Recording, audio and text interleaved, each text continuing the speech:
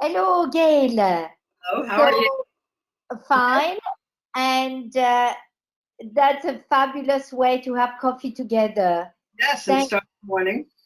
thank you so much, Gail. Now, I want to have a conversation with you because it's ages that we know each other, Yes. and it's Yes. so fabulous to connect.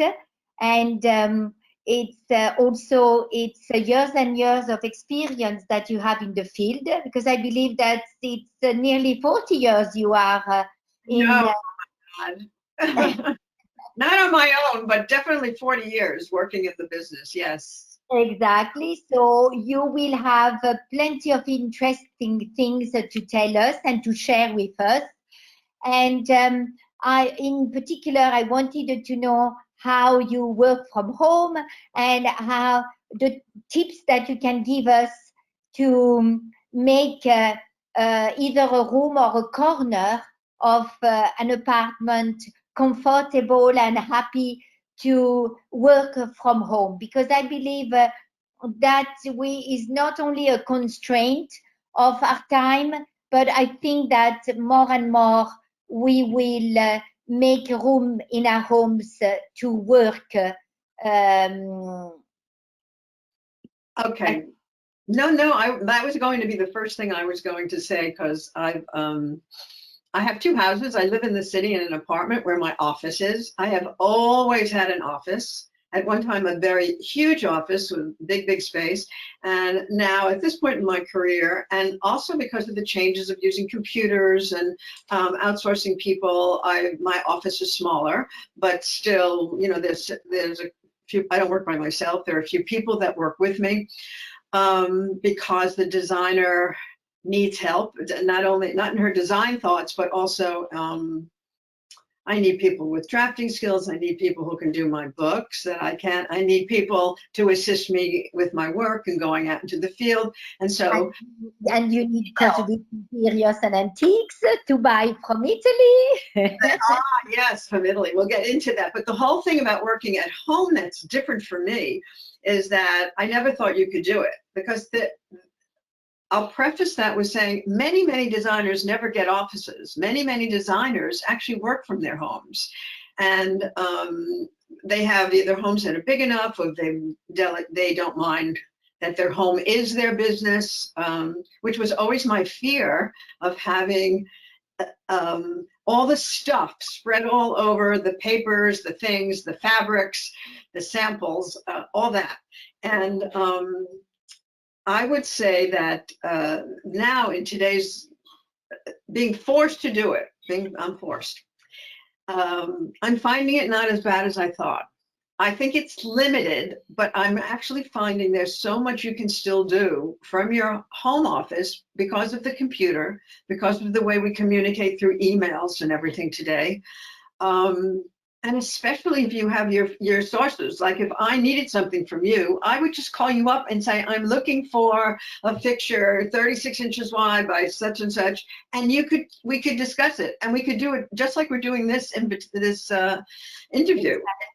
And Exactly. And that's really what we're doing. Everything, we're discovering that everything is possible, even if we are confined.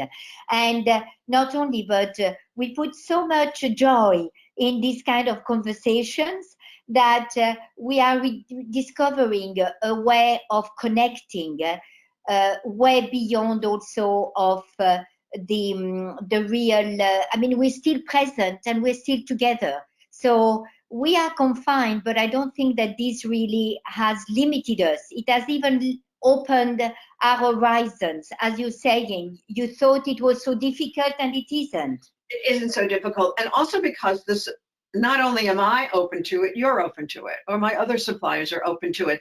And they realize that they need to continue to do business, and you can continue to do business. Now, is it a little different? Is it a little slower? Is it a learning curve? Um, all of the above, because there's so many distractions when you're in your home, especially at this time, this very serious moment in humanity, actually, for that matter, with the pandemic. So there are other concerns, but it's good. I like it. I actually like it a lot. And I find that, you know, even though I'm fortunate enough to be able to have an office because my business is big enough, um, I don't mind this. And I would almost think in the future, my immediate goal would be, well, maybe I'll work, you know, only 4 days a week at the office, and the rest of them I'll just work from my house, and that can work whenever I want. So I love it. I actually do love it, you So know? give us some tips to Okay. make a room in our house or a corner more comfortable and more enjoyable to work from home. Well, obviously for me, I would say a corner would be absolutely limiting. I mean, that would be a miracle to work in a corner, Fabienne. So I would have to say, but you need a room. I don't think it should be, if you're fortunate enough to have a room, it would be better. If you're not and you have to take over part of your living room, well, the same goes. Um, the thing for me, how I've done it, and then I can tell you how other people could do it. I think that there should be, when you work, even in an office, you need to have things around you that represent what you're about, that represent design. So if you can set your room up so that it's not just an office, but it's inspirational to a certain degree. And the challenge is to keep it neat and not crazy and messy, because you know, as I know, there's a lot of paperwork. In spite of the computer, there's a lot of fabrics, there's a lot of things, there's a lot of measurements, there's a lot of files. I mean, it goes on and on. So what I've done is I've taken over a small bedroom that fortunately had a desk, but it's not a desk like an office desk. And during the day, I spread out. You'll see, I'm going to spin you around in a moment, but you'll see that there's a day bed in here that becomes like my extended table, you know, and I have piles of things there. Of course, I do have a closet, which when I want to clean it up, if there are people coming over, I clean it up. But actually, what's happened to me is I've become lazy and I don't care. Let the piles be there. Let people come in, you know, when they're not really coming into my house. I just leave it for my own convenience. But I'm surrounded by things that I've acquired in my life. I'm surrounded by a room that I think is very attractive, very inspirational. I mean, I can look in one section. This room has an electric panel box, and I remember I bought these antique. Um, I can't think of what you call them that they wear in temples. It's like they're like very narrow panel. I'm not going to say they're shawls, but they're a series of antique panels that I bought, and I hung them, and they hang there. And every time I look there, I remember, oh, you know where I was when I bought that? I was traveling in such and such a place, and so there's memories here. There's thoughts of making me feel good about my creativity that I'm in this room. It's like I said to you once before, it's like a WOMB, a womb, my design womb, not my room. And I love it. I'm not unhappy here. Actually, my husband often knocks on the door and says, you have to get out, you have to get fresh air, you must leave. That's a negative to working in your house. You could get stuck in your room forever, Yes, ever, exactly. and ever. It becomes too comfortable. And No one bothers you. You do what you want, you know. but what would you say? So some decorative accessories that help you remember either your creativity or your travels. But would there be one item that can bring something special to the room and that will always be something positive and functional? Well, I'm going to show you something. Now, this does not live with me every day, all right? But it's the idea that it's something I love very dearly, and it has a great story behind it. And I got Okay. it in Italy, which you know very well, right? And I was in Puglia, Yes. traveling a town. I think it's Grottaglia. I think that's how you say it. And they have what they call fasano, which is ceramica. And Ceramics quite well known because right. it has a very long tradition. Yes. And I felt, oops, did I lose you? No, no, I'm here. Oh, I don't see you anymore. Hold on. You have gone away. Oops. I can see you. There's no problem. I can hear you and I can see you. Okay, you're back. It just went away for a second. Okay, so I was traveling in Italy, as I said, and I fell in love with this item. Now I'm going to turn my computer ever so slowly. So you maybe, I don't know if you can see him. I'm gonna Yes, okay. yes, You see him? yes. Well, and usually this is a lamp, Well, right? if I go higher, see that they make them today, so you Yes, can turn it into a lamp. Many years ago, this was started. It's called a pupe, or when you have many of them, pupa. Pupa con I baffi, or mustache, right? Is that how yes, you say it in Italian? baffi, exactly. Pupa coi baffi, which is like a doll with mustache. But of course, you'll also notice that my fabulous doll has breasts and is dressed like a woman. And it goes back to these originally started in Italy by a winemaker who was he was getting married, and there was something called, I wrote it down so I wouldn't forget for you, the rite of the first night. Okay, the rite of the first night, and Yes, it meant yes, that the prince was to sleep with the woman that you were to marry, and the winemaker was very upset, and so he made what they call amphoras. Is that what they call amphoras? Wine decant, where you put wine in. So he made that was his business. That's which he did after.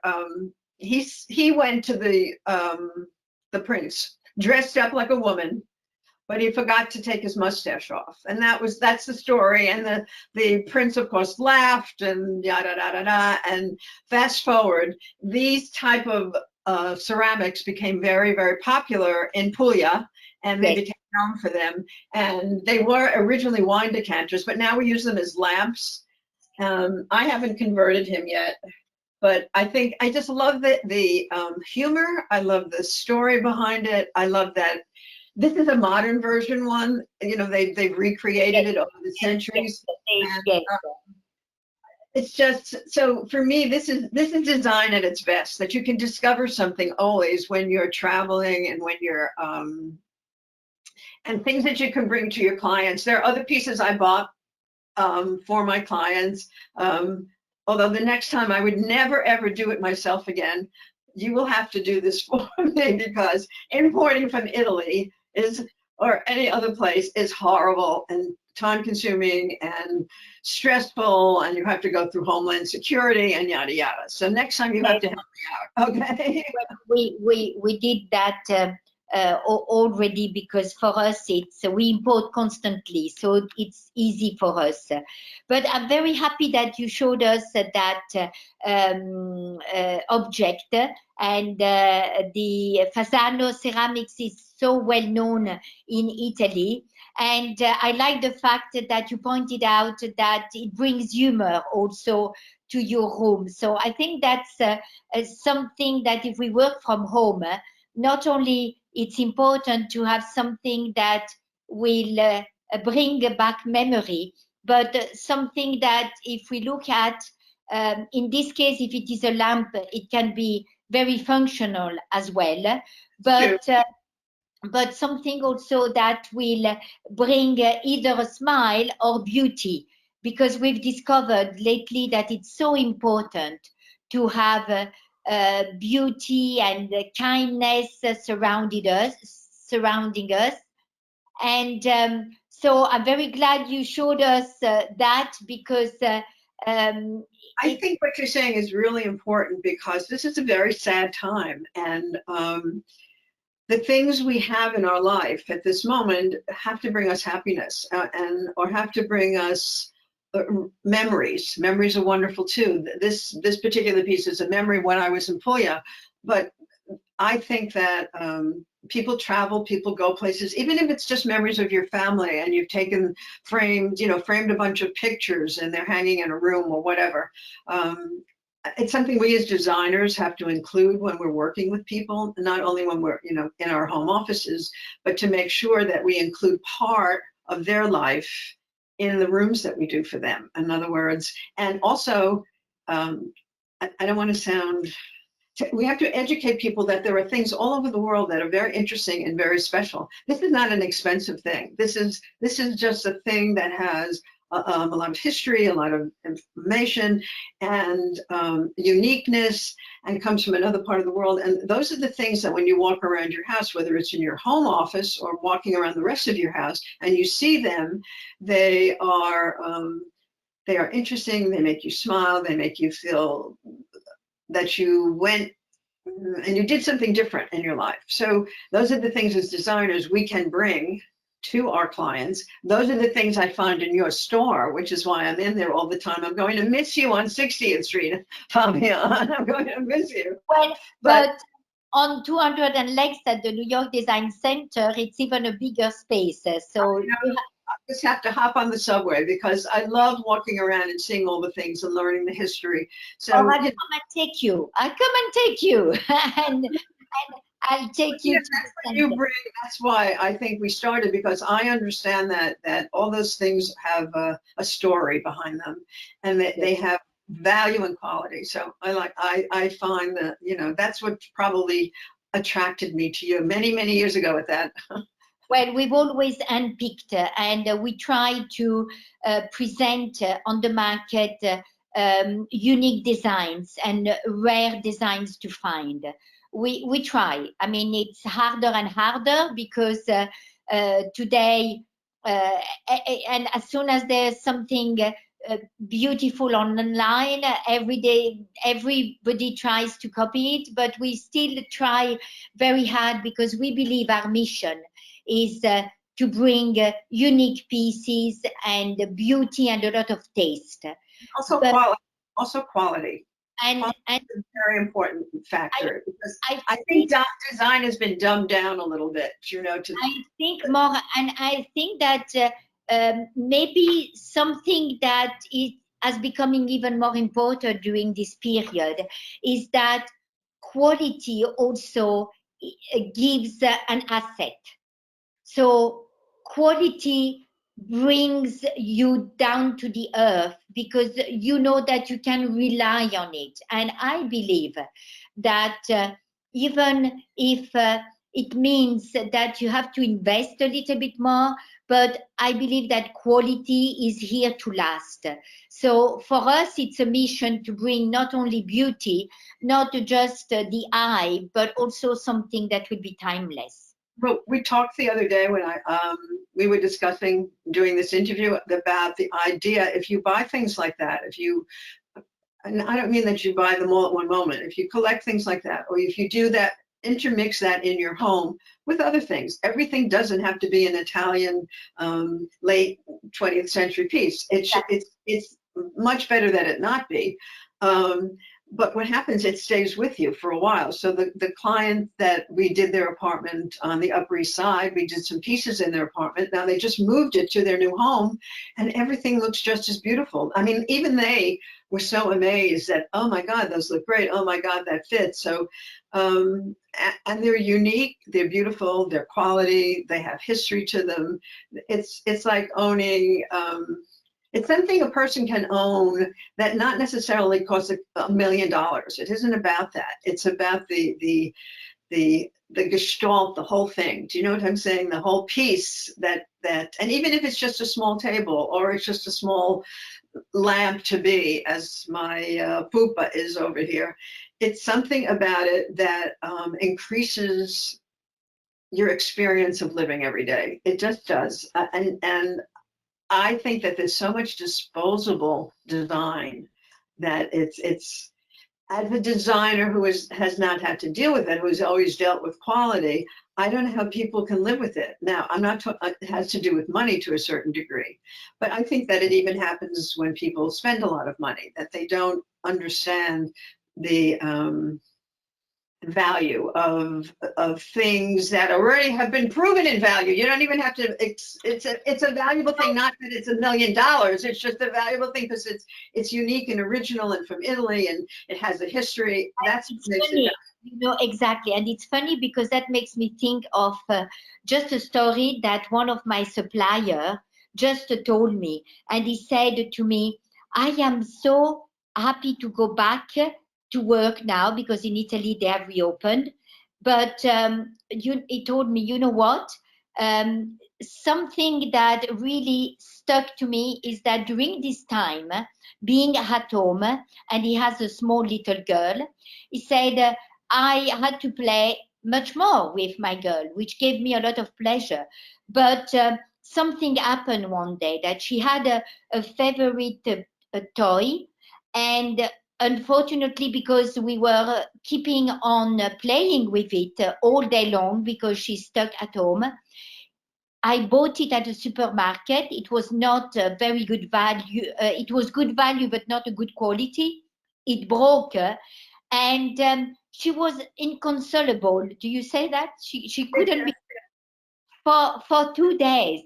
And he said, I'll never buy something of poor quality again. And not only, but this gave me so much motivation to go back to work with my Murano glass because I know that it is top quality, and I'll never allow myself to do something not of the highest quality, because this story and the sorrow of my little girl stuck so much in my mind that I said, I don't care if I have to spend more time, to spend more, but the quality is so essential that I will never forget that. So that's funny that you said. I think it's so true. And the other thing I'm going to say, not everything has to be expensive. It's not about the money. Not everything you buy has to be a pupa. Things can be other things. You mix it up. But having what happens to when you do design, nobody knows what's expensive, what's not expensive. You know, it's a bunch of things. It's what's interesting to the eye. The pupa, when people see it, laugh because of the mustache and the breasts. Yes. You know, the painting or the table or the light that's I mean, I could go down a list of things, but not everything I own is expensive. It's the idea. So I'm not saying that you can only be a great designer by spending a lot of money. I'm saying you can be a great designer by thinking out of the box a little bit, and or even you can just be a great person who does their own home and thinks out of the box and finds things that are attractive to them and integrates that into their, you know, ordinary thing, their big sofa that they have because of the children. It doesn't matter. But if they have a wonderful little side table, or if they have an interesting vase, or they have I don't know, lamps, a pair of lamps that are different, you know, so there's ways, and then it takes on a whole new thing. It's like putting on a good pair of earrings, you know, and you're still in a sweatshirt or something. Yes. And we've always liked to work together also because I love the way that you want to personalize, but not just through your own eyes, through our eyes as well, and through the eyes of your client. Yes. But but it's very good that today you gave us this vision into personalizing more and more your own space, bringing beauty and memories, so that you are surrounded by comfort and functionality as well, but by feelings and emotions. And I think Do you know what that makes me think of just now? And I think that going forward, which is really an important thing, I'm sure that people and designers are wondering, what do I do? Do I move? Do I renovate? Do I throw out that sofa, buy a new sofa? I'm sure there be tricks in between, and I'm sure they're not doing anything right now because everybody's on hold. So that's fine. You know, there are certain projects I am still working on at this moment, but very slowly and with the anticipation that maybe by the summer we will open up and we can continue, you know, and finish up. But the point is that I think, and I've heard this from my other suppliers, I heard this from my drapery workroom, my drapery workroom, and from my, who else was I talking to? Oh, I don't know, maybe it was you, I don't remember. But anyway, the point is that people need to find comfort in their homes because they will be in their homes more and more as time goes on. And so even though businesses may be very slow now, or businesses may be stopped now, the emphasis in the future, I think, will be on the home.